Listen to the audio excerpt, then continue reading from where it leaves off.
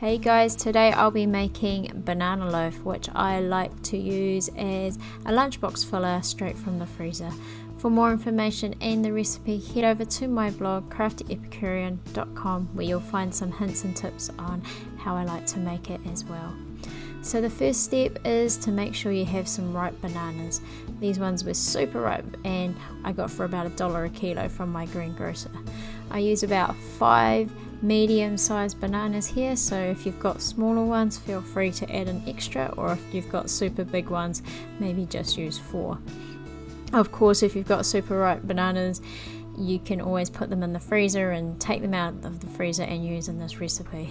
But of course, make sure they are thawed first, because the next step after removing all the skins is to mash them with a fork or a masher. So that'd be pretty hard if they're straight from the freezer. So make sure you defrost them first and they're nice and soft and easy to squash. So I'm just using a fork here. Using a potato masher or something similar would probably be quicker and easier, but I like to use a fork, and it's also something that my toddlers or my kids can help me out with if they want to be in the kitchen with me. So you get it to a consistency like so.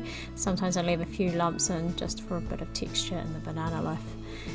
The next step is to add the dry ingredients. Here I have 1 cup of standard white flour and half a cup of self-raising flour. And just add that to a bowl and add half a cup of brown sugar. That's pressed right in, and 1 teaspoon of cinnamon. I like to use organic cinnamon just because I feel like it has a better flavour.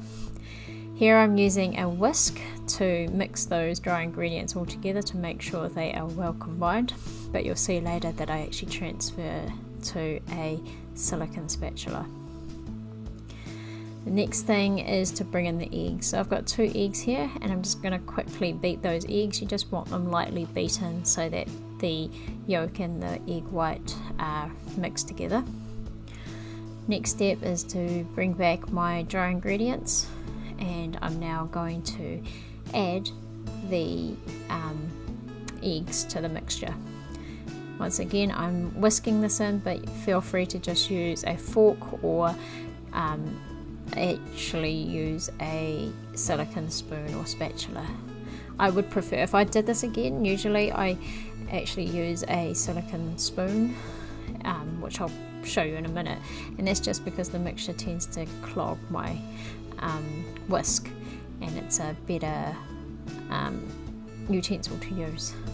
And the little hand there is of my 2-year-old. He's just come to investigate what I'm doing in the kitchen, but he wasn't that interested in helping me. Otherwise I'd let him have a go at whisking or stirring the mixture.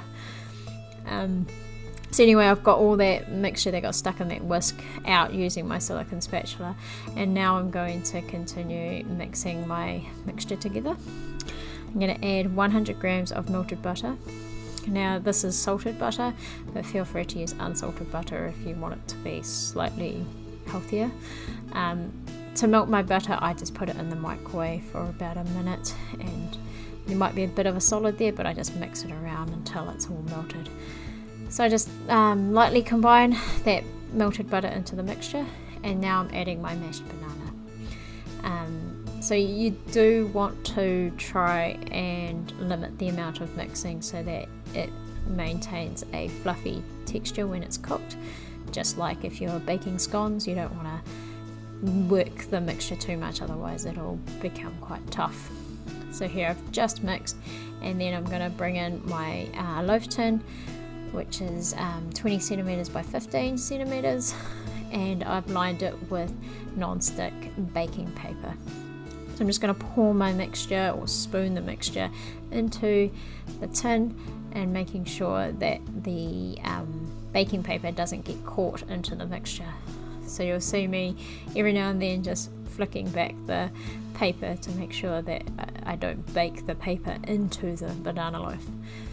Once you've poured all the mixture in, just use your silicone spatula to push it to the edges to make sure you don't get a huge bump in the middle. And then I like to use my spatula and get a slit or a slice down the center. That'll help prevent that mounding effect that you get when you have baked cakes and loaves. Now I'm going to place the banana loaf into a preheated oven at 180 degrees Celsius for 40 minutes, or if you like to use fan bake, put it in a preheated oven at 160 degrees Celsius. And here it is, all nicely cooked.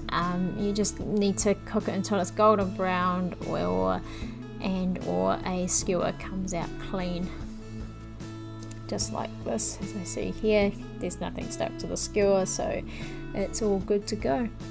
And that's how I make my banana loaf. For more information, head over to my blog, craftyepicurean.com, and thank you for watching.